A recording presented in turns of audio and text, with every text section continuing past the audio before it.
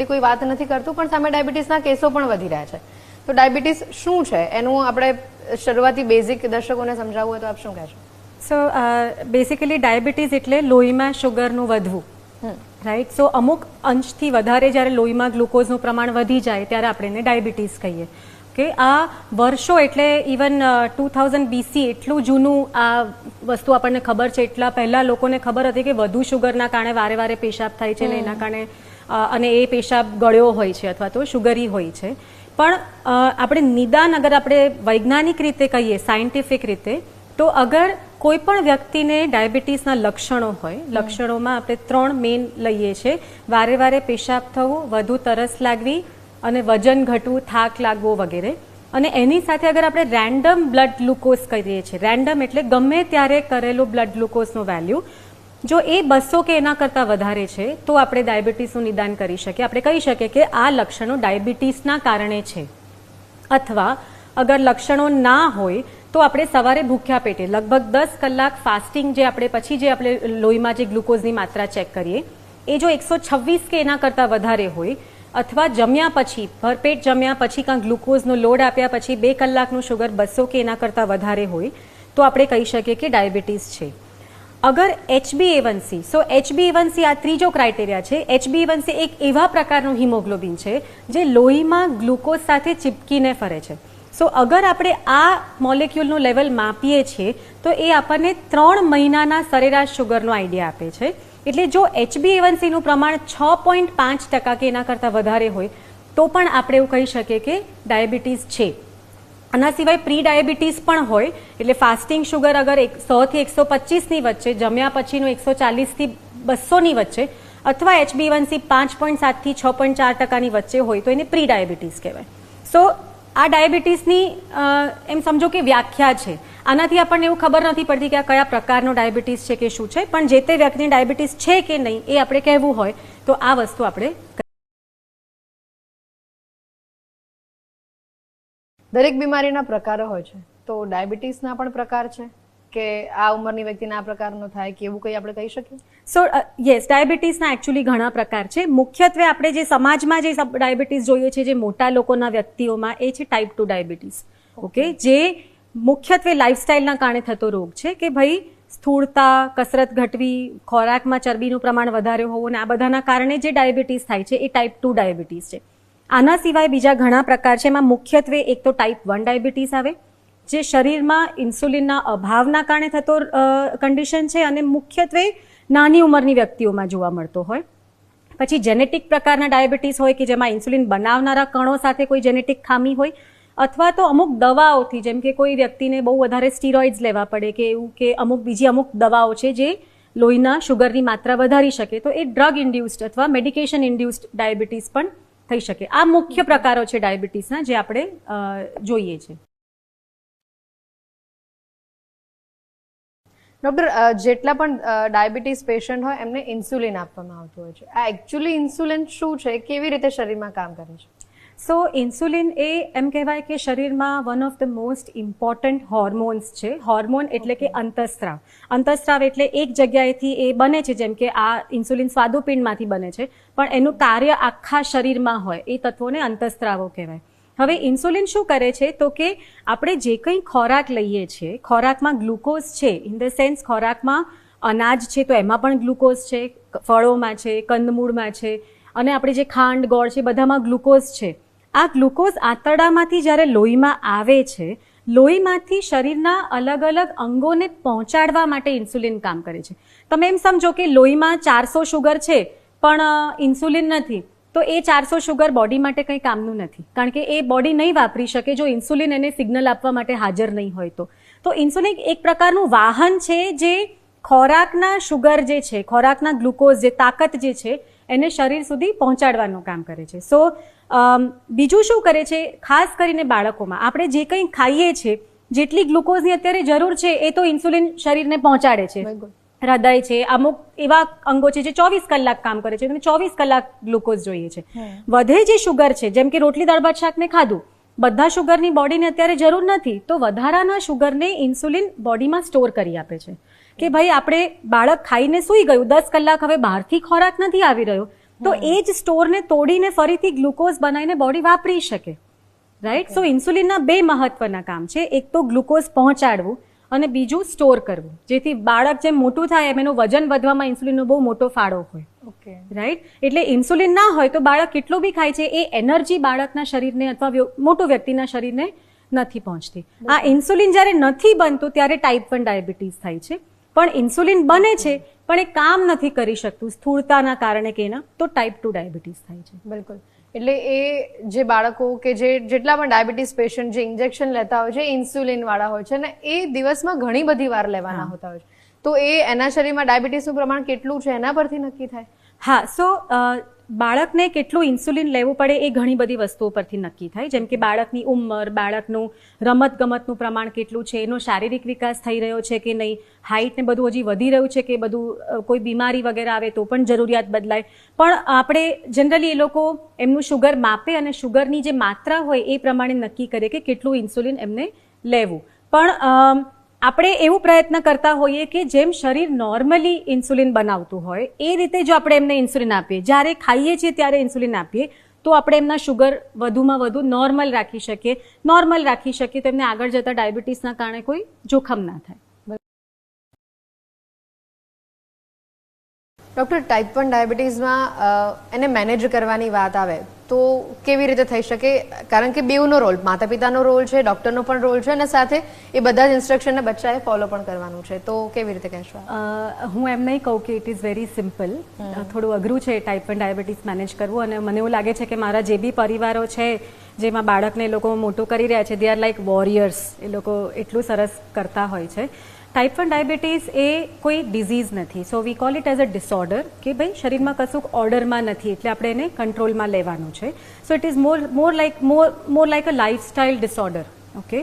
સો એના 4 મહત્વના પાયા છે ટાઈપ 1 ડાયાબિટીસ મેનેજ કરવાના. સૌથી અગત્યનો ને પહેલો પાયો એ છે રેગ્યુલર શુગરની તપાસ. ગ્લુકોમીટર વડે અથવા તો એક નાનું સેન્સર આવે છે બાળકના હાથની પાછળ લાગી જાય, જેનાથી કન્ટિન્યુઅસ આપણે શુગર ટેસ્ટ કરી શકીએ. ગ્લુકોમીટર વડે અગર આપણે કરતા હોય તો એટલીસ્ટ દિવસમાં 5 થી 7 વાર શુગર બાળકનું ટેસ્ટ થવું જોઈએ. એટલા માટે કેમ કે બાળકને જોઈને આપણને કોઈ દિવસ ખબર ના પડે કે એનું શુગર કેટલું હશે, અને ઇન્સ્યુલિન જો મારે આપવું હોય તો એનું શુગર મારે જાણવું જોઈએ, જેથી વધુ શુગર હોય તો હું વધુ ઇન્સ્યુલિન આપી શકું. સો પહેલો મહત્વનો પાયો શુગરની માપણી. બીજો મહત્વનો પાયો ઇન્સ્યુલિન. કેવી રીતે આપવું, કેટલું આપવું, બાળકના વજન પ્રમાણે તમને ડૉક્ટર જનરલી લખી આપે. આપણે 2 પ્રકારના ઇન્સ્યુલિન યુઝ કરીએ છીએ. એકને કહેવાય બેઝલ ઇન્સ્યુલિન, જે 24 કલાક બેકગ્રાઉન્ડમાં કામ કરે, અને બીજું કહેવાય બોલસ ઇન્સ્યુલિન, જે બાળક જ્યારે પણ ખાય અથવા શુગર વધુ હોય તો એને નીચે લાવવા માટે આપણે જે ફાસ્ટ એક્ટિંગ ઇન્સ્યુલિન કહેવાય એને, that is bolus insulin. So insulin જ્યારે બાળક ખાય છે, જેટલી જરૂરત પ્રમાણે ખાય છે એટલું ઇન્સ્યુલિન બાળકને. ત્રીજો મહત્વનો પાયો છે બાળકનું ન્યુટ્રિશન. સો આપણે એમ નથી કહેતા કે અમુક વસ્તુઓ બંધ કરી દો કે આમ પ્રકારે ડાયટ ફોલો કરો, કે પણ એ સમજ કેળવીએ આપણે કે કયા પ્રકારના ખોરાકમાં કેવું શુગર છે, કેટલી માત્રામાં છે, તો એના માટે બાળકને કેટલું ઇન્સ્યુલિન જોઈશે, જેથી આપણે કોઈ વસ્તુ તદ્દન બંધ ના કરવી પડે. અને બીજું કે બને એટલો બાળકનો આહાર બેલેન્સ્ડ હોય. જેમ કે આપણી થાળી છે તો એમાં અનાજ પણ છે, જેમ આપણી ગુજરાતી નોર્મલ થાળી કેવી હોય, અનાજ હોય, કઠોળ હોય, શાકભાજી હોય, દહીં છાશ એટલે ડેરી હોય, આ બધી વસ્તુ એટલે કાર્બોહાઈડ્રેટ, પ્રોટીન, ફેટ, મિનરલ્સ, વિટામિન્સનો એક પ્રકારનો, અને રેશા એક પ્રકારનું એક મિશ્રણ. સો બેલેન્સ જેટલો ખોરાક હશે એટલું વધુ સારું આપણે શુગરને મેન્ટેન કરી શકીશું. સો આ ત્રીજો પાયો છે બાળકનું ન્યુટ્રિશન. ચોથો અગત્યનો પાયો છે રમતગમત. કોઈ એવું સ્પેસિફિક પ્રકારની રમતગમત કે યોગ કરવા કે એવું નથી, પણ રમવું, બાળક માટે રમવું જરૂરી છે. નિયમિત કસરત થાય અથવા તો રમે બાળક દિવસના 1-2 કલાક, કે જે એના શુગરને વધુ સારા રાખવામાં મદદ કરે. આજકાલ પેલું ફોન અને એ બધાના કારણે કે ભણવાના પ્રેશરના કારણે બાળકની રમત ગમત પર બહુ મોટો હથોડો પડી ગયો છે. સો એ ના થવું જોઈએ. 1-2 કલાક દિવસમાં એ લોકોને રમવાનું મળે તો એ લોકો બહુ સરસ રીતે શુગર મેનેજ કરી શકે. સો આ 4 મુખ્ય પાયા, અને એની ઉપરનું આપણું જે એમ કહેવાય કે ટેબલ છે ને, એનું મેઇન પેલું છે કે એજ્યુકેશન. સો જેટલું, કેમ કે આ લાઇફસ્ટાઇલ રિલેટેડ કન્ડિશન છે, જેટલું આપણી સમજ કેળવશું, નોલેજ સમજશું, જેટલું આપણે કોઈ પણ વસ્તુમાં શુગરનું પ્રમાણ કેટલું છે, એને કેવી રીતે અસર કરે છે, એ બધું સમજશું, એટલું આપણે વધુ સારી રીતે બાળકના શુગરની સંભાળ કરી શકીશું. લો થાય, હાઈ થાય તો આપણે કેવી રીતે ધ્યાન રાખવાનું, એ બધું જેટલું આપણે શીખીશું એટલું વધુ ટાઈપ 1 ડાયાબિટીસની સરસ રીતે સંભાળ કરી શકીશું. તો બાળકને આખી જિંદગી કોઈ તકલીફ નહીં થાય. ડૉક્ટર, ટાઈપ 1 ડાયાબિટીસમાં હવે બાળકોમાં અર્લી ડિટેક્શન બહુ જ જરૂરી છે. જો પહેલેથી ખબર પડી જશે તો એની આગળની લાઈફ બહુ જ સ્મૂથ થઈ જશે. તમે જે કીધું હમણાં, તો એ અર્લી ડિટેક્શન અને ટ્રીટમેન્ટનું મહત્વ કેટલું ડાયાબિટીસ માટે? મને લાગે છે આ પ્રશ્નનો જવાબ આપણે 2 હિસ્સામાં વહેંચી નાખીએ, ટાઈપ 1 અને ટાઈપ 2 ડાયાબિટીસ. સો ટાઈપ 1 ડાયાબિટીસ, અગેન જેમ આપણે આગળ વાત થઈ એમ, લક્ષણો વારે વારે પેશાબ થવો, વધુ તરસ લાગવી, વજન ઓછું થવું, બાળક થાકી જવું, જે એકદમ રમતું આવતું હોય સ્કૂલેથી, એ બાળક આમ આવીને થોડું રેસ્ટ કરવાનું પ્રિફર કરે, આ બધા ટાઈપ 1 ડાયાબિટીસના અથવા ડાયાબિટીસના લક્ષણો હોઈ શકે, રાઈટ? સો અગર આ લક્ષણો પણ હું બાળકને જો પકડી લઉં છું કે આને ડાયાબિટીસના કારણે આ થઈ રહ્યું છે, તો આપણે એને એડમિશન, હોસ્પિટલાઇઝેશન, બહુ વધારે સિવિયર થતો ડાયાબિટીસને બહુ વકરતો રોકી શકીશું અને આપણે ટાઈમલી ટ્રીટમેન્ટ ચાલુ કરી દઈશું તો કદાચ હોસ્પિટલ એડમિશન વગર જ બાળક સ્મૂધલી બહાર નીકળી જશે, રાઈટ? એનો મતલબ એવો નથી કે જો હું અર્લી ડિટેક્ટ કરીશ તો ટાઈપ 1 ડાયાબિટીસને રોકી નહીં શકીએ આપણે, પણ એને બહુ વધારે સિવિયર થતું અટકાવી શકીશું. There is something called as diabetic keto acidosis. એ સિવિયર કીટો એસિડોસિસ આપણે રોકી શકીએ. જ્યારે ટાઈપ 2 ડાયાબિટીસ જે છે, જે ખાસ મોટા બાળકોમાં અત્યારે જોઈ રહ્યા છે, એ આપણે એકચ્યુઅલી જ્યાંથી વજન વધવાનું શરૂ થાય, પ્રિવેન્શન આપણું ત્યાંથી જ શરૂ થઈ જાય કે ભાઈ વજન વધતા રોકીએ. હવે 10 વર્ષથી ઉપરનું બાળક છે, વજન વધારે છે, તો આઈડિયલી હવે એ જે નવી ગાઈડલાઇન્સ છે આપણને એવું કહે છે કે વાર્ષિક બાળકનું શુગર, કોલેસ્ટ્રોલ, HbA1c આ બધાનું ટેસ્ટિંગ, અને બ્લડ પ્રેશર, આ બધાનું ટેસ્ટિંગ આપણે કરવું જોઈએ, જેથી કંઈ પણ આપણે કોઈ પણ વસ્તુના લક્ષણો આવતા પહેલા એ રિપોર્ટ્સમાં દેખાશે. તો અગર આપણે એને પિકઅપ કરી શકીએ તો એ વસ્તુને આપણે આગળ જતી રોકી શકીએ. એટલે અહીંયા સવાલ એવો પણ આવે કે ડાયાબિટીસ ટ્રીટેબલ તો છે, પણ ખરેખર ક્યોરેબલ છે? એકવાર ડાયાબિટીસ બાળકને આવ્યું તો? એ બહુ સારો ક્વેશ્ચન છે એકચ્યુઅલી. ટાઈપ 1 ડાયાબિટીસ એવું કન્ડિશન છે જેને આપણે કંટ્રોલ કરી શકીએ છીએ, એને આપણે ક્યોર નથી કરી શકતા. ઇન ધ સેન્સ કે જે વસ્તુ શરીરમાં નથી બનતી એને આપણે રિપ્લેસ કરી શકીએ છીએ, પણ એને જડ મૂળમાંથી કાઢી નથી શકતા. અત્યારે હાલ વિશ્વમાં આપણી પાસે એવી કોઈ ટ્રીટમેન્ટ નથી જેનાથી આપણે બાળકના ઇન્સ્યુલિન બંધ કરી શકીએ કે ભાઈ શરીર જાતે ઇન્સ્યુલિન બનાવવા માંડે, એવું આપણે કરી શકીએ, right? So type 1 diabetes as of now is not a curable condition, but it is a very well controllable condition. Diabetes most ઓફલી આપણી દિનચર્યા પર ઘણું બધું ડિપેન્ડ કરે છે કે ડાયાબિટીસ તમને આવે છે કે નહીં. પણ ઘણીવાર એવું પણ જોયું છે કે મમ્મી પપ્પાને નથી ડાયાબિટીસ પણ બચ્ચાને આવ્યું છે. હવે ડાયાબિટીસ છે, થાઇરોઇડ છે, બીપી છે, આ બધા રોગ એવા છે કે તમને હેરિડિટરી વધારે આવે, કેન્સર જેવા રોગો પણ હેરિડિટરી વધારે આવે, પણ ડાયાબિટીસ તો તમને હેરિડિટીમાં નથી તો પણ તમારા બાળકને આવ્યું છે. કેવી રીતે પોસિબલ છે? સો ટાઈપ 1 ડાયાબિટીસ કેમ કે એક ઓટોઇમ્યુન કન્ડિશન છે, અમે જ્યારે બાળકોને જોઈએ છે ને, લગભગ 85% બાળકોના પરિવારમાં કોઈને ડાયાબિટીસની હિસ્ટ્રી નથી હોતી. ઘણીવાર તમને પરિવારમાં બીજા કોઈ ઓટોઇમ્યુન કન્ડિશનની હિસ્ટ્રી મળી જાય, જેમ કે કોઈકને થાઇરોઇડ હોય, કોઈકને કોર્ડના ડાઘા કદાચ હોય, કોઈને સાંધા રિલેટેડ તકલીફ હોય, પણ ડાયાબિટીસ ન પણ હોય. સો ટાઈપ 1 ડાયાબિટીસમાં ફેમિલી હિસ્ટ્રી બહુ પોઝિટિવ નથી હોતી. જ્યારે ટાઈપ 2 ડાયાબિટીસમાં એવું છે કે જો મમ્મી પપ્પા બંનેને જો ટાઈપ 2 ડાયાબિટીસ હોય તો એના બાળકમાં, એટલે એ જ્યારે મોટું થશે ત્યારે એમાં ડાયાબિટીસ થવાનો ચાન્સ ઓલમોસ્ટ 50% જેટલો છે. કારણ કે એ લોકો જીન્સ પણ સેમ શેર કરે છે અને એન્વાયરમેન્ટ પણ, એટલે એમની લાઈફસ્ટાઈલ પણ સેમ શેર કરે છે, એટલા માટે. પણ ટાઈપ 1 ડાયાબિટીસમાં ઘણી બધી વાર પરિવારમાં કોઈને પણ ના હોય એવું બને. ઓકે, તો એટલે જેમ મમ્મી પ્રેગ્નન્ટ છે પણ બાળક અંદર સ્વસ્થ છે, પણ બાળક જન્મ્યા પછી એને ડાયાબિટીસ આવ્યું within a month, within 2 month, એવું પોસિબલ છે? સો એ પોસિબલ છે, પણ એ એક અલગ પ્રકારનો ડાયાબિટીસ છે. જે નવજાત શિશુઓમાં જે ડાયાબિટીસ થાય છે એ મોનોજેનિક ડાયાબિટીસ અથવા એને નિયોનેટલ ડાયાબિટીસ કહેવામાં આવે છે. એનો પ્રકાર અલગ છે. એ ઇન્સ્યુલિન બનનારા જે કોષો છે એમાં કંઈક જનીનિક ખામીના કારણે થતો ડાયાબિટીસ છે. પણ ટાઈપ 1 ડાયાબિટીસ જન્મ પછી આવતો રોગ છે, એને આપણે અક્વાયર્ડ કન્ડિશન કહીએ છીએ, એટલે એ જન્મ પછી ગમે ત્યારે આવી શકે. તો એ તમે જનનિક ખામી જે કીધી એ માતા પિતાની લાઈફસ્ટાઈલના કારણે આવે છે કે બીજું કોઈ રીઝન? એનું રીઝન ના. સો જો આમાં થોડાક અલગ અલગ સિનારીઓ હોઈ શકે. એક તો અગર માતાને ડાયાબિટીસ હોય તો એ બાળકમાં એકચ્યુઅલી શુગર લો જવાનું વધારે જોખમ રહે, કારણ કે બાળકનું શરીર આપોઆપ લડવા માટે ટેવાયું હોય કે ભાઈ વધુ શુગર માટે લડો, વધુ ઇન્સ્યુલિન બનાવો, એટલે એ જન્મ પછી પણ ચાલુ રાખે, એટલે એનું શુગર ડાઉન થવાનું જોખમ વધારે રહે. અગર બાળકને નિયોનેટલ ડાયાબિટીસ છે તો એ જનીનિક તકલીફ છે, એને માતા પિતા સાથે કોઈ લેવા દેવા નથી. એ બાળક કાં તો ગર્ભ બનતી વખતે કાં મે બી માતા પિતામાં અડધા જનીનોની ખામી, જેને એમાં એ લોકોમાં કઈ તકલીફ ના થઈ પણ એ અડધા ડિફેક્ટિવ જનીન બાળકમાં ભેગા થવાના કારણે થયું. ટાઈપ 1 ડાયાબિટીસ જે છે એ પછીથી આવતી કન્ડિશન છે, પણ ઘણીવાર એ બહુ વહેલી પણ પ્રેઝન્ટ થઈ શકે. નાના 6 મહિના બાળકમાં પણ પ્રેઝન્ટ થઈ શકે. ઘણીવાર અમને જ્યારે ડાઉટ લાગે કે આ બાળકમાં ટાઈપ 1 છે કે નિયોનેટલ છે, આપણે અલગ કરવું જરૂરી છે, તો અમે થોડું એડવાન્સ ટેસ્ટિંગ કરીએ, અધરવાઇઝ ના કરીએ. બિલકુલ.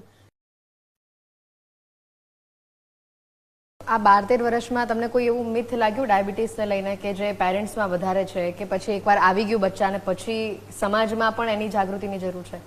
બહુ બધા એકચ્યુઅલી. સો ટાઈપ 1 ડાયાબિટીસને લઈને એટલી બધી ગેરમાન્યતાઓ છે, કારણ કે મોટાભાગના પરિવારોમાં જ્યારે પહેલી વાર નિદાન થાય ત્યારે એમણે ક્યારેય સાંભળ્યું જ ના હોય કે બાળકને પણ ડાયાબિટીસ થઈ શકે, એટલે એ વસ્તુ સ્વીકારવામાં પણ બહુ તકલીફ પડે.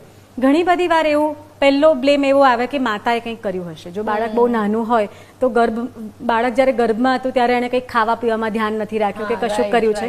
સો માતા ગર્ભ દરમિયાન, પ્રેગ્નન્સી દરમિયાન શું કરે છે એના બાળકને ડાયાબિટીસ સાથે કોઈ લેવા દેવા જ નથી.